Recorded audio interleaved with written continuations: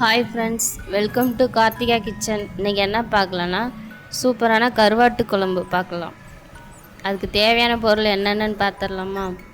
ஒரு 4 பல்லு பூண்டு, ஒரு பெரிய சைஸ் வெங்காயத்தை பொடி பொடியாக அரிஞ்சு வச்சுருக்கேன், தக்காளி, 3 கத்தரிக்காய், கருவாடை நல்லா சுடு தண்ணியில் போட்டு க்ளீன் பண்ணி வாஷ் பண்ணி வச்சுருக்கேன்.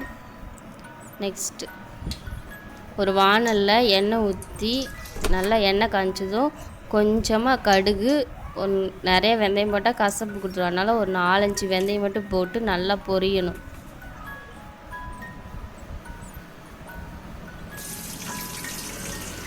நல்லா பொரிஞ்சதுக்கப்புறம் 4-5 பல்லு பூண்டு அப்படியே உரித்து நல்லா தட்டி போட்டிங்கன்னா நல்லா வாசமும் நல்லாயிருக்கும், டேஸ்ட்டும் சூப்பராக இருக்கும்.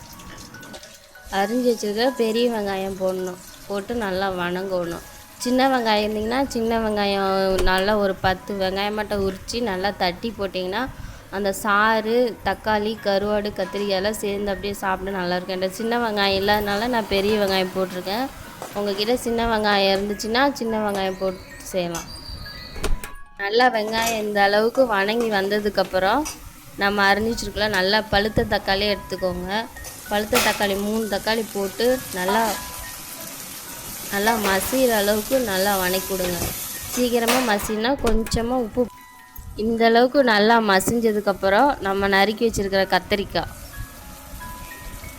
சேர்த்து நல்லா ஒரு பரட்டி விடுங்க. பரட்டினோடனே அந்த கத்திரிக்காய் கொஞ்சம் ஒரு 2 நிமிஷம் அந்த எண்ணெயிலே வணங்கினா நல்லா இருக்கும். தக்காளி, வெங்காயம், கத்திரிக்காய் எல்லாம் சேர்த்து வணங்கினா நல்லாயிருக்கும் டேஸ்ட்டு. அடி பிடிச்சிரும், அதனால் நீங்கள் ஒரு 2 நிமிஷத்துக்கு ஒரு டைம் கிண்டி விட்டுட்டே இருங்க. என்ன இந்த பிள்ளை எப்போ பாரு கிண்டி விட்டே இருக்குன்னு நினைக்காதீங்க. அதுக்கப்புறம் நான் நல்லா 2 விசில் விட்டு காரமணி பருப்பு ஒரு 2 விசில் விட்டு நல்லா வேக வச்சு வச்சுருக்கேன். அதுவும் இது கூட கருவாட்டு குழம்போட சேர்த்து செஞ்சு ஒரு டைம் செஞ்சு டேஸ்ட் பண்ணி பாருங்கள், செம்ம டேஸ்ட்டாக இருக்கும். எங்கள் பாட்டி ஒரு டைம் எனக்கு இது மாதிரி சொல்லி கொடுத்துருக்காங்க.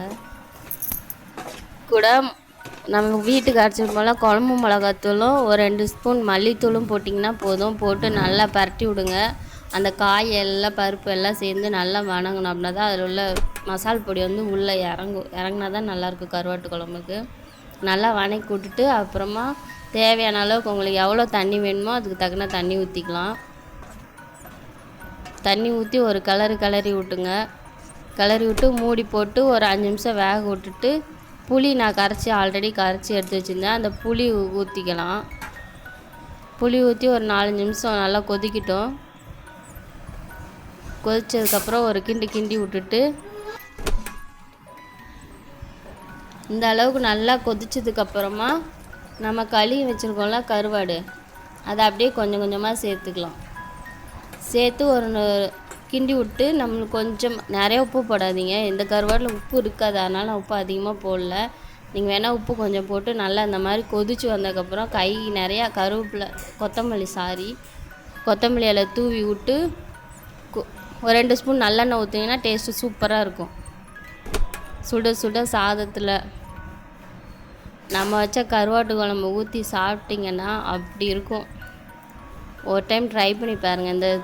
இப்படி வந்து எங்கள் பாட்டி செஞ்சு தருவாங்க. இப்போ எங்கள் பாட்டி இல்லை, அவங்க ஞாபகம் வந்தனால நானே ட்ரை பண்ணேன்.